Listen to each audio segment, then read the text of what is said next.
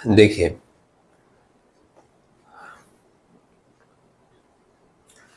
MCQ question का अगर बात करें तो एमसीक्यू क्वेश्चन में जनरली जब भी पढ़ना स्टार्ट करोगे, हमेशा ईयर वाला क्वेश्चन सबसे पहले चूज करोगे। उसके फायदे हैं। क्या फायदे हैं? अगर मान लो तुम ईयर वाला क्वेश्चन स्टार्ट किए पढ़ना, तो जैसे आपको पढ़ के ऐसा लगेगा कि कोई भी टीचर हो, चाहे वो टेस्ट का पेपर बना रहा हो या फाइनल एग्जाम का पेपर बना रहा हो, जनरली ईयर में पूछे गए क्वेश्चंस को चूज करेगा ही। वो क्वेश्चन ही ऐसे होते हैं, फ्रीक्वेंटली आस्क होते हैं। वो सब क्वेश्चन जो पहले ईयर में आ चुके हैं, दोबारा देने के चांसेस ज्यादा होते हैं, चाहे आपका टेस्ट एग्जाम हो चाहे आपका फाइनल एग्जाम हो। बात समझे? तुम अगर ईयर बेस्ड क्वेश्चन पढ़ना स्टार्ट किए तो तुम्हारे मन में ये थॉट आएगा ही कि जो क्वेश्चन हम पढ़ रहे हैं, हो सकता है कि इसमें से 2-4 क्वेश्चन हमको एग्जाम में मिल जाए। दूसरी बात क्या है कि अगर आप पहले से ये सोच लिए कि हम जो पढ़ रहे हैं इसमें से 2-4 क्वेश्चन हमको एग्जाम में मिल सकता है, तुम्हारा एमसीक्यू पढ़ने का इंटरेस्ट और बढ़ जाएगा और थोड़ा पढ़ने में अच्छा फील आने लगेगा। और अदरवाइज एमसीक्यू का तो कोई लिमिट है नहीं, तुम 500 क्वेश्चन पढ़ लो, तुम 1000 क्वेश्चन पढ़ लो, कहाँ से कौन सा क्वेश्चन पूछा जाएगा उसका कोई लिमिट नहीं है। बात समझे? तो अभी हम क्या करेंगे, जो तुम्हारे क्लास 11 में कॉस्टिंग में 3 टॉपिक जनरली दिए गए हैं सिलेबस में। फर्स्ट है इंट्रोडक्शन, आप उसको 3 टॉपिक बोल लो, आप 3 चैप्टर बोल लो या 2 यूनिट बोल लो, क्योंकि पहला यूनिट सेपरेट है इंट्रोडक्शन। दूसरा यूनिट जो है उसमें पार्ट ए है क्लासिफिकेशन ऑफ कॉस्ट और पार्ट बी है प्रिपरेशन ऑफ कॉस्ट शीट। बात समझे? या 3 टॉपिक जनरली हम बोल देते हैं कि एक इंट्रोडक्शन है, एक है तुम्हारा क्लासिफिकेशन ऑफ कॉस्ट और एक है तुम्हारा प्रिपरेशन ऑफ कॉस्ट शीट। अभी हम क्या करेंगे कि इन तीनों टॉपिक में तुम्हारे जो काउंसिल एग्जाम में क्वेश्चन पूछे गए हैं प्रीवियस ईयर्स के, प्रीवियस ईयर मतलब खाली पिछले साल का नहीं, पहले के जितने साल में इन तीनों चैप्टर से जितना भी क्वेश्चन एग्जाम में पूछा गया है, वही क्वेश्चन अभी हम लोग यहाँ पर डिस्कस करेंगे। बात समझे? जो सिंपल क्वेश्चन रहेगा उसके आंसर बताएंगे, कोई कैलकुलेशन वाला क्वेश्चन आ गया तो उसका कैलकुलेशन करके भी बताएंगे, और अगर मान लो कोई ऐसा क्वेश्चन आ गया जिसका वर्ड थोड़ा डिफिकल्ट हो या अनकॉमन हो, जो बिल्कुल भी नहीं पढ़ के बैठा है उसको तो सब अनकॉमन ही दिखेगा, लेकिन अगर थोड़ा बहुत आप चीजों को पढ़ कर बैठे हो तो फिर आपको मैक्सिमम वर्ड समझ में आएंगे। कोई अगर अनकॉमन वर्ड आ गया या कोई ऐसा वर्ड आ गया जो पहले हम लोग डिस्कस नहीं किए थे, तो हम लोग क्या करेंगे, उस वर्ड का भी मीनिंग डिस्कस करेंगे। बात समझे? ईयर के क्वेश्चन पहले उठाएंगे और हम जो स्टार्ट करेंगे वो लास्ट वाले टॉपिक से स्टार्ट करेंगे। 3 टॉपिक है ना, इंट्रोडक्शन, क्लासिफिकेशन ऑफ कॉस्ट और प्रिपरेशन ऑफ कॉस्ट शीट। तो मैं लास्ट वाले से पहले उठा रहा हूं, preparation of cost sheet. Preparation of cost sheet जब पढ़ाया था मैंने, तो उस समय मैंने एक बात कही थी कि आपके लिए इस चैप्टर में 2 चीजें ही महत्वपूर्ण है। आधी घंटा बैठकर अगर कोई स्टूडेंट वो सिर्फ 2 चीज अच्छे से पढ़ ले, उसका 90% ये चैप्टर कवर हो जाएगा। वो 2 चीज क्या था? एक मैंने फॉर्मेट लिखवाया था स्टेटमेंट ऑफ कॉस्ट शीट का, पूरा एक फॉर्मेट था प्रॉपरली, जिसमें एक एक कॉस्ट को जोड़कर या माइनस करके एक नेक्स्ट स्टेप लेकर एक एक कॉस्ट फाइंड आउट किया गया था। बात समझे? स्टेप वाइज, जैसे सबसे पहले उस फॉर्मेट में हम लोग निकालते हैं रॉ मटेरियल कंज्यूम, कुछ एडलेस करके आइटम, फॉर्मेट देख लीजिएगा आप लोग। उसके बाद हम लोग उसी में आगे बढ़ते हैं कुछ कॉस्ट के साथ, तो हम लोग को मिलता है प्राइम कॉस्ट। उसी में हम लोग कुछ और कॉस्ट ऐड करते तो हम लोग को मिलता है वर्क कॉस्ट। उसमें कुछ और कॉस्ट ऐड करते तो हम लोगों को मिलता है कॉस्ट ऑफ प्रोडक्शन। अच्छा, मन में आएगा कि उसमें जो कुछ और कॉस्ट ऐड करते हैं वो क्या है, वही हम लोगों को फॉर्मेट में याद रखना पड़ता है। कॉस्ट ऑफ प्रोडक्शन में फिर एक एडजस्टमेंट होता है opening stock of finish goods और closing stock of finish goods का, तो हम लोगों को मिलता है cost of goods sold. Cost of goods sold में फिर कुछ कॉस्ट ऐड करते हैं तो मिलता है कॉस्ट ऑफ सेल्स या टोटल कॉस्ट। उसमें प्रॉफिट ऐड करते हैं तो मिलता है सेल प्राइस। तो आपको प्रॉपरली एक बार ये फॉर्मेट याद करना पड़ेगा बैठकर कि किस में कौन सा कॉस्ट ऐड करेंगे तो फिर हमको क्या कॉस्ट मिलेगा। पहली चीज ये है। दूसरी चीज इस चैप्टर से रिलेटेड हम बताए थे कि इसमें हमने कुछ फॉर्मूलाज लिखवाया है आपको, 10-12 फॉर्मूलाज थे। वो 10-12 फॉर्मूला आपको क्या करना है, एक बार पढ़ लेना है कि कहीं पर कोई चीज अगर मिसिंग हुआ या कुछ कैलकुलेट करके निकालना हुआ तो उस समय वो फॉर्मूला आपके बहुत काम आने वाली है। बात समझे? और अभी मैं जो क्वेश्चन आपको यहाँ पर डिस्कस करूंगा आप देख लीजिएगा, बहुत सारे क्वेश्चन ईयर में आपके फ्रीक्वेंटली पूछे गए हैं जो उसी फॉर्मेट से रिलेटेड है, मतलब पूरा 2 पेज का फॉर्मेट नहीं है, छोटे छोटे वहां से निकाल कर क्वेश्चन पूछे गए हैं। और बहुत सारा क्वेश्चंस वो जो फॉर्मूलाज आपको 10-12 लिखवाया गया था उससे रिलेटेड आपको मिलेगा। बात समझे? तो सबसे पहले आप क्या कीजिएगा, ये डिस्कशन देखने के बाद, ये डिस्कशन कंप्लीट करने के बाद आप घर में समय मिले आधी घंटा निकालिए और पहले इसका फॉर्मेट अच्छे से एक बार लर्न कीजिए कि क्या क्या ऐड करके क्या क्या लेस करके क्या मिलता है, और उसके बाद जो फॉर्मूला इससे रिलेटेड दिए हुए वो पढ़ लीजिए। उसके बाद आप एमसीक्यू करने बैठोगे इस चैप्टर का, आप देखोगे आप 90% क्वेश्चन सॉल्व कर पाओगे। बात समझे? अब हम लोग थोड़ा सा देख लें, देखोगे एक बार प्रिपरेशन ऑफ कॉस्ट शीट से हम स्टार्ट कर रहे हैं, बैक जाएंगे। बात समझे? ईयर वाले क्वेश्चन पर ही जाएंगे, तो इसलिए अभी बाकी के जो क्वेश्चन है उसके ऊपर नीचे उस पे हम लोग अभी फोकस नहीं करेंगे।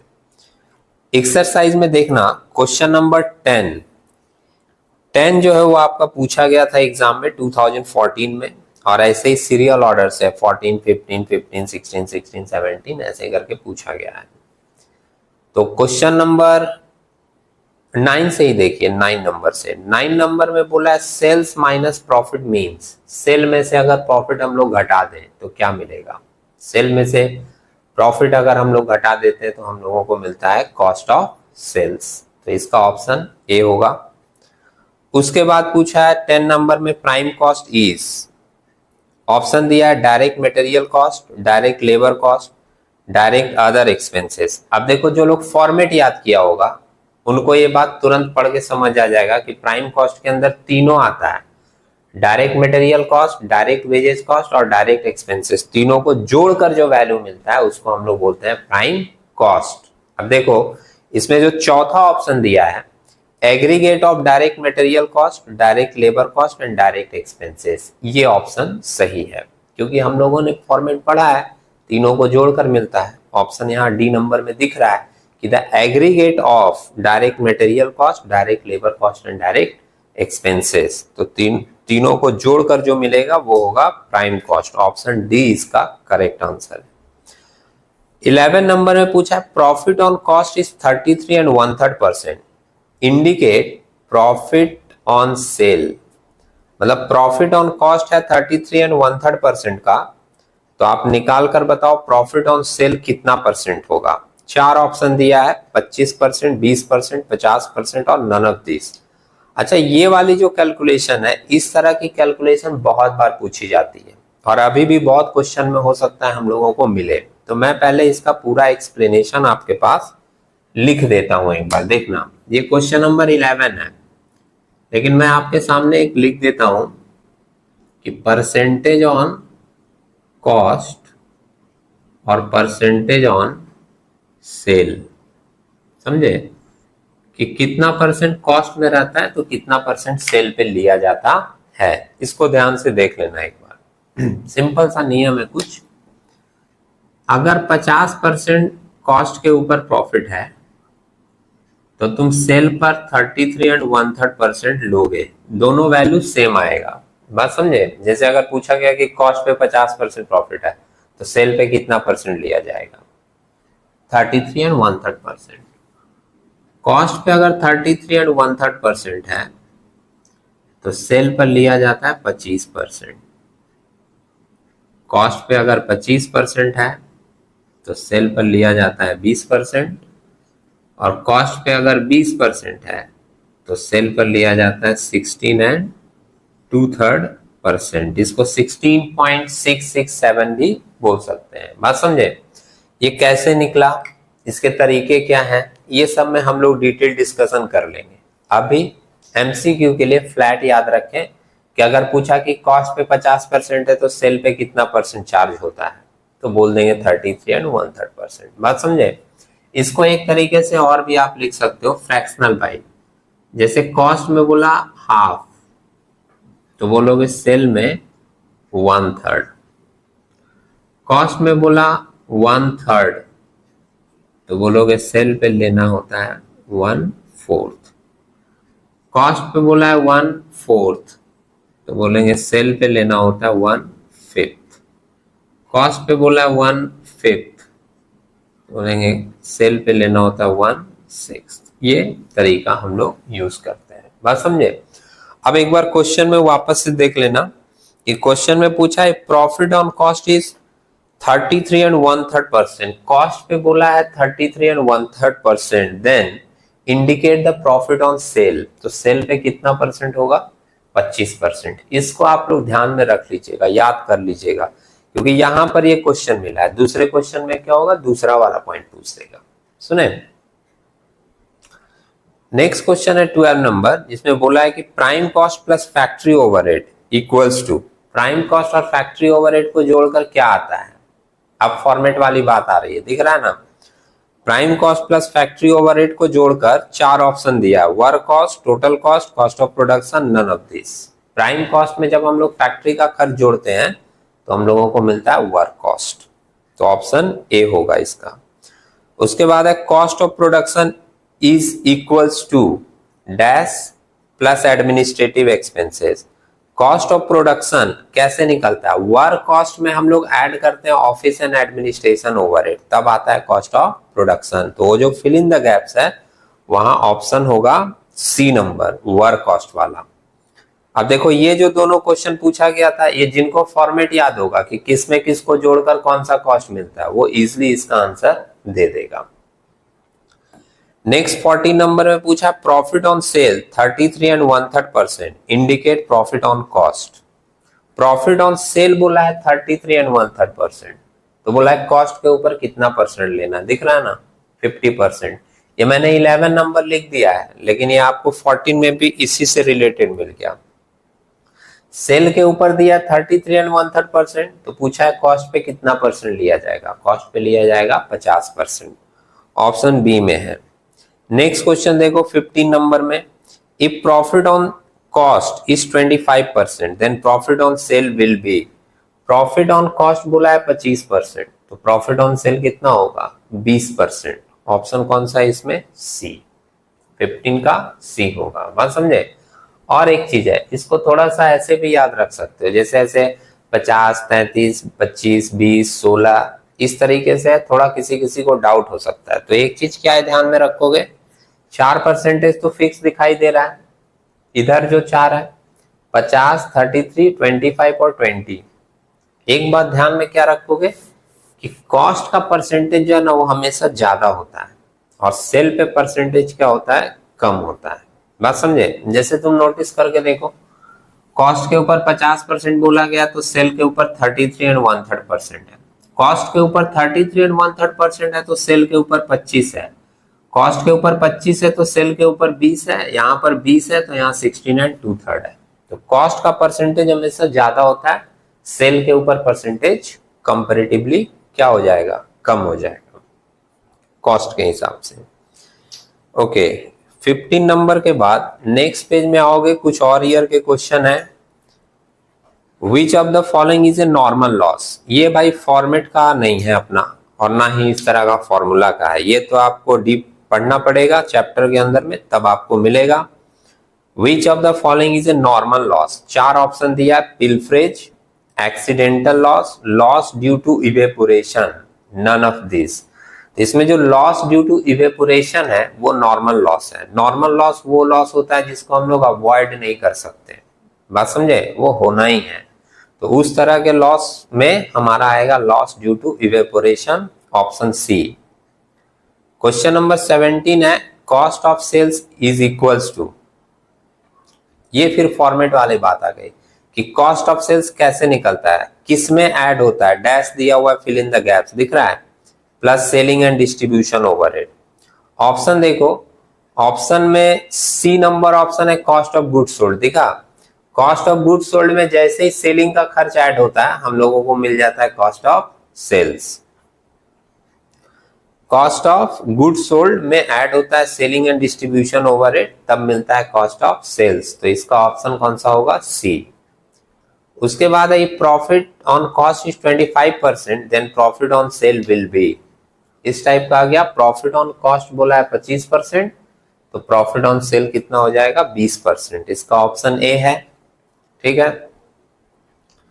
नेक्स्ट क्वेश्चन बोला opening stock 5000 units, closing stock 10,000 units, sold है 30,000 यूनिट्स, तो यूनिट प्रोड्यूस कितना होगा? अब यहां पे देखिए फिर फॉर्मूला वाली बात आ गई। क्वेश्चन नंबर है आपका 19। इसमें आपसे पूछा है यूनिट प्रोड्यूस कितना होगा। यूनिट प्रोड्यूस्ड कितना होगा भाई? तो यूनिट प्रोड्यूस का फॉर्मूला था यूनिट सोल्ड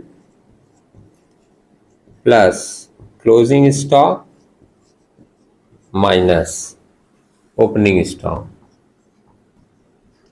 तो भाई यूनिट सोल्ड आपका दिया है 30,000, क्लोजिंग स्टॉक है यूनिट सोल्ड दिया है 30,000, क्लोजिंग स्टॉक है 10,000 और ओपनिंग स्टॉक है 5,000। तो ये निकल कर अपना कितना आ रहा है? 40 में 5 चला जाएगा 35, 35,000 यूनिट्स। अभी एक बात सोचो, सिंपल सा फॉर्मूला याद था, आपका आंसर निकल गया। 35,000 किस में दिया? ऑप्शन सी में। समझ रहे हैं? इसलिए आपको बार बार बोला गया था कि फॉर्मेट और फॉर्मूला इस चैप्टर का एकदम दिमाग में सेट कर लीजिए, आपका 90% क्वेश्चन सॉल्व हो जाएगा। नेक्स्ट देखोगे तो बोला aggregate of direct material, direct labour and direct other cost is called. मतलब डायरेक्ट मटेरियल, डायरेक्ट लेबर और डायरेक्ट अदर एक्सपेंसेस को जोड़ते हैं तो हम लोगों को मिलता है prime cost. Option B. Cost of production equal to work cost plus office and administration expenses. ये क्वेश्चन अब रिपीट हो रहा है, पहले भी था। तो इसमें वर्क कॉस्ट होगा 21 का। 22 नंबर में बोला है profit on sale is 16 and 2/3%। इस बार सेल पर दे दिया है। Indicate profit on cost. Profit and sale बोल दिया है 16 एंड 2/3%, तो प्रॉफिट ऑन कॉस्ट कितना होगा? 20%। समझ रहे हैं? ऐसा नहीं खाली कॉस्ट का देगा और सेल का पूछेगा, सेल का भी दे देगा, कॉस्ट का पूछेगा। तो इसमें ऑप्शन क्या होगा? ऑप्शन सी में दिया हुआ है 20%। देखो नेक्स्ट क्वेश्चन है 23 number, profit on cell 33 and 1/3%, indicate profit on cost. Profit on cell है 33 एंड 1/3%, प्रॉफिट ऑन कॉस्ट कितना होगा? 50%। ऑप्शन बी में है। Overhead cost added with prime cost will be. Prime cost के साथ जब हम लोग ओवरहेड कॉस्ट ऐड करते हैं तो हम लोगों को क्या मिलता है? तो हम लोगों को मिलता है टोटल कॉस्ट। क्योंकि ध्यान रखना, जब ओवरहेड कॉस्ट बोला गया ना, यहाँ ये नहीं बोला गया है कि फैक्ट्री ओवरहेड, समझे? तो ओवरहेड के अंदर में सब तरह का ओवरहेड आ जाता है। वो चाहे तुम्हारा फैक्ट्री का भी हो सकता है, वो तुम्हारा ऑफिस का भी हो सकता है, वो तुम्हारा सेलिंग का भी हो सकता है। तो अगर प्राइम कॉस्ट में हम लोग सारा ओवरहेड जोड़ दें, फैक्ट्री का भी, ऑफिस का भी और सेलिंग का भी, तो वो सारा ओवरहेड जोड़कर हम लोगों को एकदम लास्ट में मिलता है क्या? Total cost. समझे? तो टोटल कॉस्ट इसमें ऑप्शन बी में दिया है। फिर वही क्वेश्चन है, profit on cell 16 and 2/3%, indicate profit on cost 20% होगा। ऑप्शन सी में है इसमें। ठीक है। 26 नंबर में फिर क्वेश्चन रिपीट किया है, वही 16 नंबर वाला।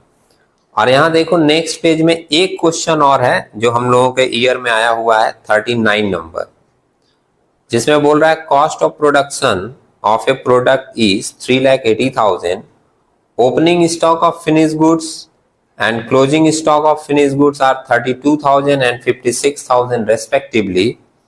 What is the value of cost of goods sold? Cost of goods sold का आपको वैल्यू निकालना है। जिनको फॉर्मेट याद है फटाफट निकाल देंगे। 39 नंबर 39 क्या क्या ऑप्शन में दिया है? सम्स में देखिए, कॉस्ट ऑफ प्रोडक्शन दिया है 3,80,000। तरीका हम लोगों का होता है निकालने का, कॉस्ट ऑफ प्रोडक्शन, इसमें ऐड होता है opening stock of finished goods और लेस होता है closing stock of finished goods. Cost of production आपका दिया हुआ है 3,80,000।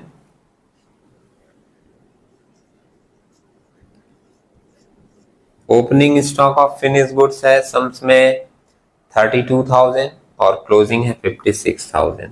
32 पहले जोड़ ही देते हैं।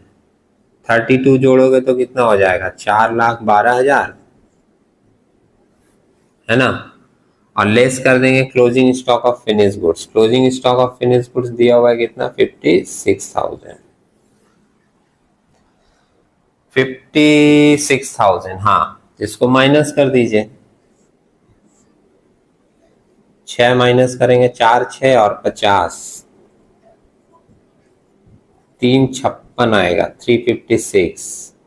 यही हमारा होगा कॉस्ट ऑफ गुड्स सोल्ड।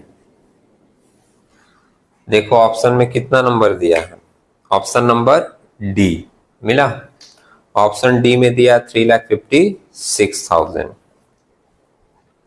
ये हम लोगों का प्रिपरेशन ऑफ कॉस्ट शीट में कुछ क्वेश्चन थे जो हम लोगों के काउंसिल एग्जाम में आए थे, वो हम लोगों ने अभी क्या किया है सॉल्व किया है। अभी हम लोग सिर्फ एमसीक्यू कर रहे हैं और ईयर के क्वेश्चन कर रहे हैं। बाद में फिर assertion reason fill in the gaps true false इन सब में जाएंगे। प्रिपरेशन ऑफ कॉस्ट शीट के बाद बैक आओगे तो तुमको मिलेगा क्लासिफिकेशन ऑफ कॉस्ट। अब जरा देख लें क्लासिफिकेशन ऑफ कॉस्ट में क्या क्या क्वेश्चन है, तो एक बार थोड़ा उसको भी हम लोग रिपीट कर लें। हाँ, क्लासिफिकेशन ऑफ कॉस्ट में देखना बुक में पेज नंबर मिला सभी को। 57 नंबर क्वेश्चन हम लोगों का काउंसिल एग्जाम का आया हुआ क्वेश्चन है। 57 से कंटिन्यू है क्लासिफिकेशन ऑफ कॉस्ट, निकाल लो एक बार।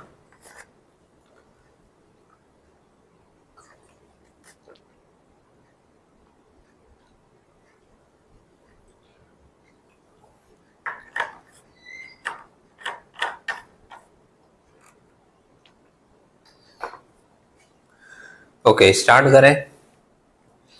क्लासिफिकेशन ऑफ कॉस्ट में फर्स्ट क्वेश्चन दिया है 57 नंबर, जो कि हम लोगों के काउंसिल एग्जाम का क्वेश्चन आया हुआ है।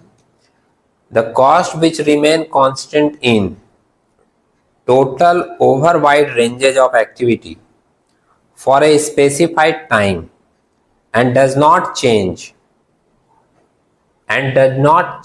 which changes in volume of output is known as। Question का मीनिंग पहले समझो।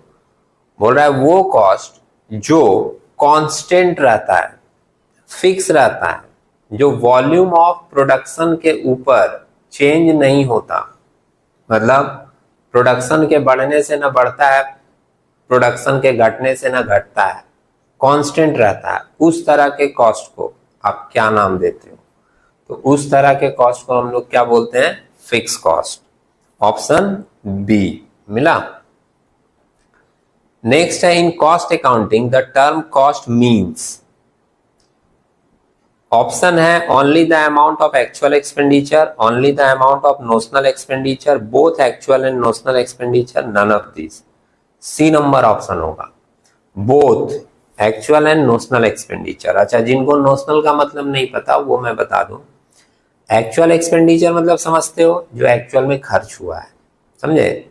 नोशनल का मतलब होता है कि जो अभी हुआ नहीं है, जो हम सोच रहे हैं कि ऐसा हो सकता है, समझे, ऐसा हो सकता है, या हम बाद में ये काम करवाएंगे तो उसमें मेरा इतना खर्च लगेगा, इसको हम लोग नाम देते हैं नोशनल। अभी रियल में हुआ नहीं है लेकिन ऐसा हो सकता है, उसको हम लोग नाम देते हैं नोशनल।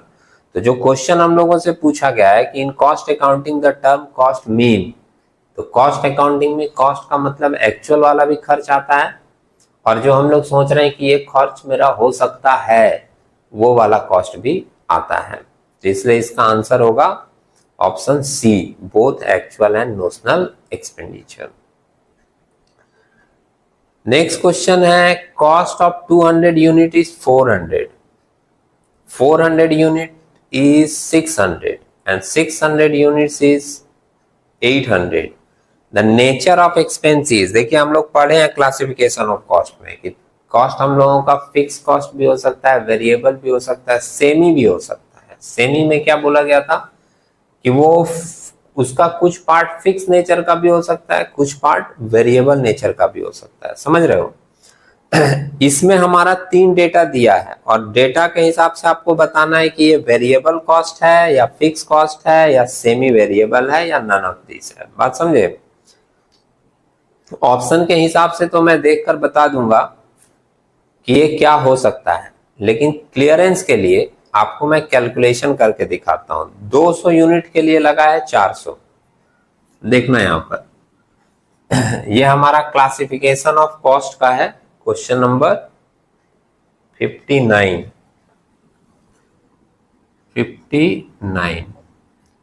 200 यूनिट्स पे यूनिट्स यहां लिख देता हूं और यहां कॉस्ट 200 यूनिट पे लगा है 400, 400 पे लगा है 600 और 600 पे लगा है 800। देखिएगा ध्यान से, 600 पे लगा है 800। ध्यान से देखो हम लोग कैसे डिसाइड करते हैं कि ये कॉस्ट मेरा किस नेचर का है। तो सबसे पहले कॉस्ट का अमाउंट देखो, क्या तीनों में सेम है? नहीं। तो अगर तीनों में सेम नहीं है कॉस्ट, इसका मतलब फिक्स कॉस्ट तो ये है नहीं, क्योंकि फिक्स कॉस्ट तो सब पहचान लेता है, बच्चा से बच्चा पकड़ लेता है। अगर हर लेवल में मेरा कॉस्ट सेम दिया है तो वो फिक्स कॉस्ट होता है। तो ये तो हम देख लिए कि हर लेवल में मेरा कॉस्ट सेम नहीं है, मतलब ये फिक्स कॉस्ट नहीं है। दूसरा हम लोग चेक करते हैं वेरिएबल कॉस्ट। तो वेरिएबल कॉस्ट में क्या होता है कि तीनों लेवल में यूनिट प्राइस सेम होता, मतलब हम लोग इसको पर यूनिट निकाल के देखेंगे। पर यूनिट अगर तीनों लेवल में सेम रहा तो वेरिएबल कॉस्ट होता है। एकदम सिंपल तरीका है, एकदम सिंपल। अगर अमाउंट सेम है हर लेवल में तो फिक्स कॉस्ट है, अगर यूनिट प्राइस सेम है हर लेवल में तो वेरिएबल कॉस्ट है, और अगर ना अमाउंट सेम है ना यूनिट प्राइस सेम है तो वो सेमी नेचर का है। अब तुमको ये दिख गया कि कॉस्ट तीनों का सेम तो है नहीं, तो फिक्स तो है नहीं। अब पर यूनिट निकाल के देख लो। पर यूनिट निकालना बहुत आसान है, कॉस्ट को डिवाइड कर दो यूनिट से। तो पहले वाले में जब डिवाइड करोगे ना, 400 डिवाइडेड बाई 200 कितना आ जाएगा? 2। 600 डिवाइडेड बाई 400 कितना आ गया? 600 लगा था कॉस्ट 400 यूनिट पे, यह आ जाएगा 1.5। यहीं पे देख लो चेंज हो गया, पर यूनिट भी सेम नहीं जा रहा। और 800 डिवाइडेड बाई 600 करोगे तो इसका भी 1 पॉइंट समथिंग ही आएगा। समझ रहे हैं? जरूरत भी नहीं है निकालने का, हमको तो सिर्फ बताना है कि इसका नेचर क्या है। तो अमाउंट सेम है नहीं, फिक्स कॉस्ट होगा नहीं। यूनिट प्राइस भी सेम है नहीं, क्योंकि यूनिट प्राइस अगर सेम होता तो वेरिएबल नेचर का होता। तो यूनिट प्राइस भी सेम नहीं है तो वेरिएबल भी नहीं है। तो जब फिक्स भी नहीं है और वेरिएबल भी नहीं है तो फिर कौन सा नेचर का होगा? Semi fix, semi variable. अब ऑप्शन में देखो, ये मैंने इसलिए एक्सप्लेन करके बताया क्योंकि अगर मान लीजिए यूनिट और अमाउंट कॉस्ट बदल के दे तो तुम कैसे निकाल के जज कर पाओगे कि कौन सा फिक्स्ड है और कौन सा वेरिएबल है और कौन सा सेमी नेचर का है। बात समझे? इसलिए मैंने ये पूरी चीज यहाँ पर आपको एक्सप्लेन करके दिखाई है। तो अभी क्या है कि यहाँ पर हम लोगों का ऑप्शन जो है वेरिएबल है, फिक्स्ड है, होगा नहीं, सेमी वेरिएबल है। ऑप्शन सी दिख रहा है और नन ऑफ दीज है, तो ऑप्शन सी हम लोग इसमें करेक्ट करेंगे, सेमी वेरिएबल। उसके बाद नेक्स्ट क्वेश्चन है aggregate of indirect material, indirect labour cost and indirect expenses is called overhead. Indirect nature का जितना भी कॉस्ट होता है वो सब किसमें जाता है? ओवरहेड में। ऑप्शन बी होगा। विच of the following is applicable for semi variable cost? Semi variable cost के लिए क्या अप्लाई होगा इसमें से? तो बोला है it is a direct material cost, it varies with changes in volume of output, it is partly fixed and partly variable with changes in volume of output. एकदम सही लाइन लिखा है ऑप्शन सी में। देखा, सेमी वेरिएबल का मतलब क्या होता है कि इसका कुछ पार्ट फिक्स होता है और कुछ पार्ट वेरिएबल होता है वॉल्यूम ऑफ आउटपुट के हिसाब से। तो ऑप्शन सी में तो यही बात लिखा है कि इसका कुछ पार्ट क्या होता है, पार्टली फिक्स्ड होता है और पार्टली वेरिएबल होता है with the changes in volume of output. Option C होगा। 62 में है which of the following cost is direct labour cost. तो ऑप्शन ए में है wages of machine operator, option B में है salary of accountant, option C में है salary of manager, option D में है salary of salesman. Direct labour cost, direct labour cost वो होता है जो डायरेक्ट प्रोडक्शन प्रोसेस में काम करता है, जो डायरेक्ट मशीन पे काम करता है। तो इसमें ऑप्शन ए करेक्ट ऑप्शन है, वेजेज ऑफ मशीन ऑपरेटर।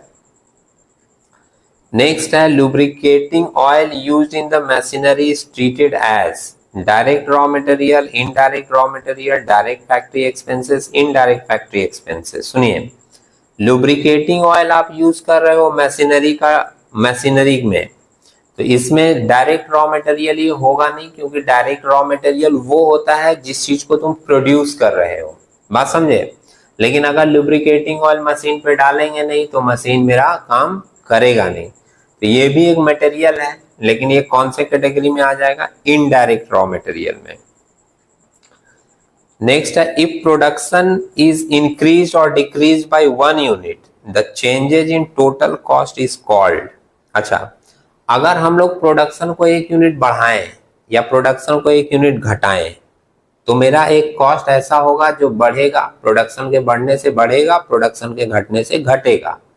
तो बोल रहा है इस तरह का जो कॉस्ट होता है उसको हम लोग क्या नाम देते हैं, इस तरह के कॉस्ट को हम लोग वेरिएबल कॉस्ट बोलते हैं। वेरिएबल कॉस्ट ही तो प्रोडक्शन के बढ़ने पर बढ़ता है, प्रोडक्शन के घटने पर घटता है। तो ऑप्शन में देखो, ऑप्शन एक है एवरेज कॉस्ट, बी है मार्जिनल कॉस्ट, सी है डिफरेंशियल कॉस्ट और डी है फिक्स कॉस्ट।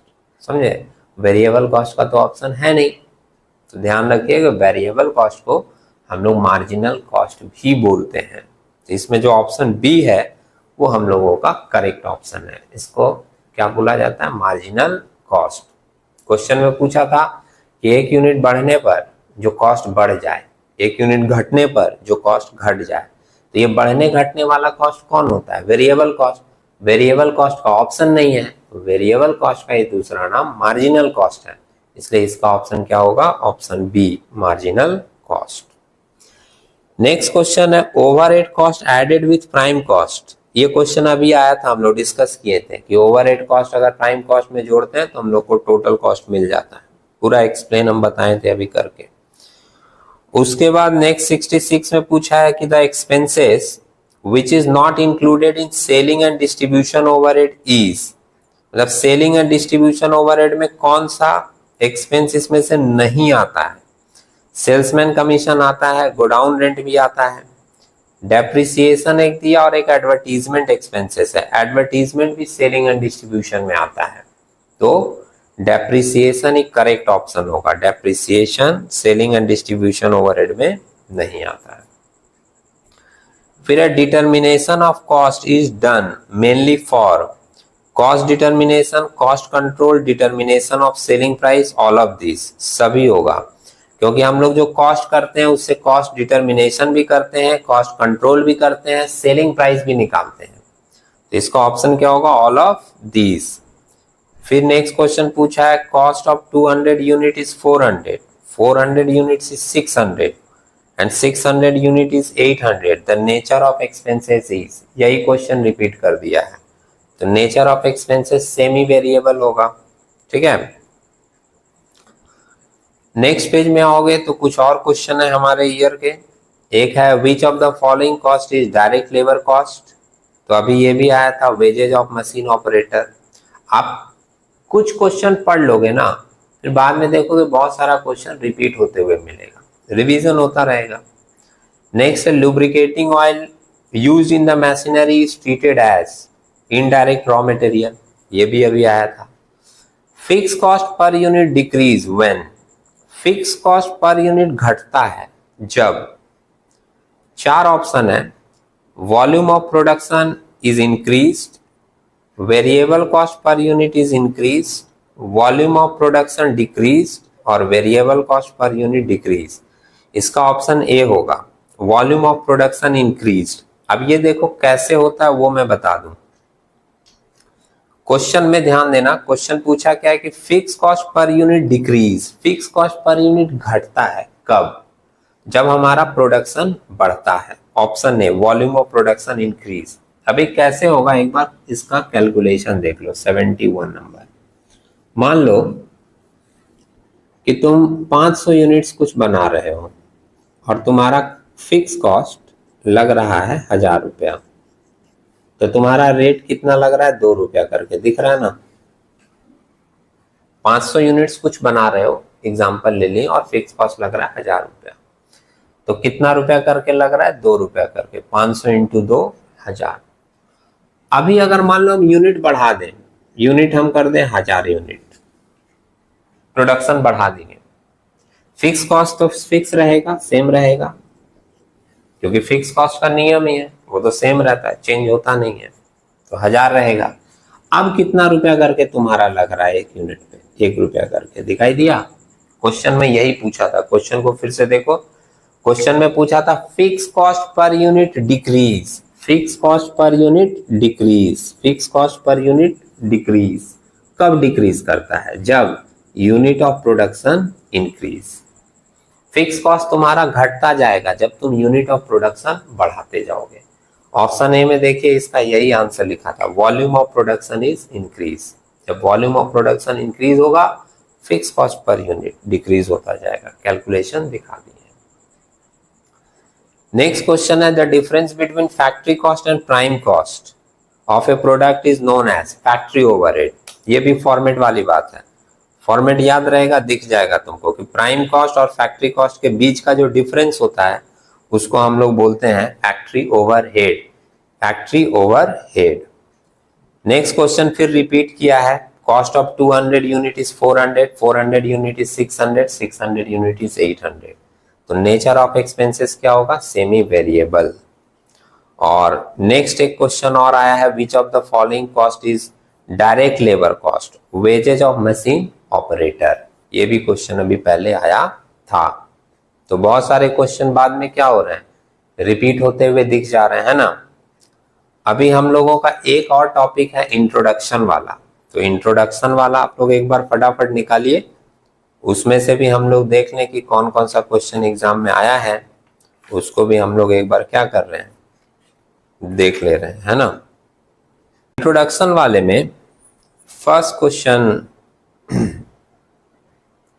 44 से ईयर का क्वेश्चन स्टार्ट हुआ है, दिख रहा है। Which of the following is not considered as objective of cost accounting. Cost accounting का इसमें से ऑब्जेक्टिव नहीं है, कौन सा। असर्टेनमेंट ऑफ कॉस्ट, ये ऑब्जेक्टिव होता है। डिटर्मिनेशन ऑफ सेलिंग प्राइस, ये भी ऑब्जेक्टिव है। कॉस्ट कंट्रोल, ये भी ऑब्जेक्टिव है कॉस्ट अकाउंट का। डिटर्मिनेशन ऑफ मैनेजेरियल रेम्यूनरेशन, ये ऑब्जेक्टिव नहीं है, ऑप्शन डी होगा इसका। नेक्स्ट है, which of the following is a production cost centre. 45 number question बोल रहे हैं, विच of the following is a production cost centre. Canteen में कोई प्रोडक्शन नहीं होता, क्वेश्चन ध्यान से समझना, इसमें से कौन सा प्रोडक्शन कॉस्ट सेंटर है, प्रोडक्शन जहां होता है। कैंटीन में कोई प्रोडक्शन नहीं होता, वहां सर्विस दिया जाता है लोगों को, समझे कि आइए खाइए जाइए। स्टोर, यहां भी कोई प्रोडक्शन नहीं होता, रखा जाता है सामान। मेंटेनेंस डिपार्टमेंट, यहां भी कोई प्रोडक्शन नहीं होता, नन ऑफ दिस। तो इसका ऑप्शन क्या होगा, none of this. In power industry the cost unit is, ये कॉस्ट यूनिट वाला एरिया आप लोग थोड़ा याद कर लीजिएगा, लिखवाया भी था मैंने, बात समझे कि किस सेक्टर में कौन सा कॉस्ट यूनिट अप्लाई होता है, ये याद कर लोगे, इसमें से एक दो क्वेश्चन तो जरूरी मिल जाएगा, समझे। वो पीछे के पेज में आपका बुक में भी दिया हुआ होगा और मैंने लिखवाया भी था एक्सप्लेन कर करके पूरा। विच कितना नंबर क्वेश्चन था, 46।